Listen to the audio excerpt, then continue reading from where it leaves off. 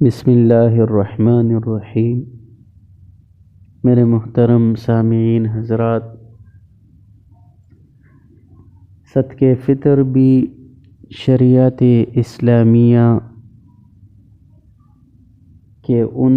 امتیازی احکام میں سے ہے جو انتہائی کثیر المنفعت ہے، جس سے ایک طرف تو رمضان المبارک کے روزوں میں آنے والی کمزوریاں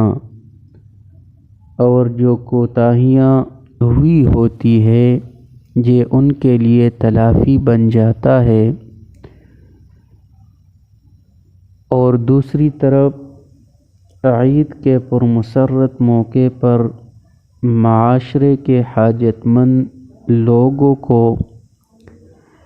اپنے ساتھ خوشی میں برابر شریک کرنے کا موقع بھی مل جاتا ہے۔ حضرت عبداللہ ابن عباس رضی اللہ تعالیٰ عنہما فرماتے ہیں کہ رسول اللہ صلی اللہ علیہ وآلہ وسلم نے صدقہ فطر کو فرض کر دیا تاکہ روزہ کو لغو چیزوں اور جماع کے باتوں سے پاک کر دے اور فقراء و مساکین کے لیے خوشگوار کھانا بن جائے۔ جس نے نماز سے پہلے اس کو ادا کیا، یعنی عید کے نماز سے پہلے ادا کیا، تو یہ اس کے لیے قبول شدہ زکوٰۃ ہے،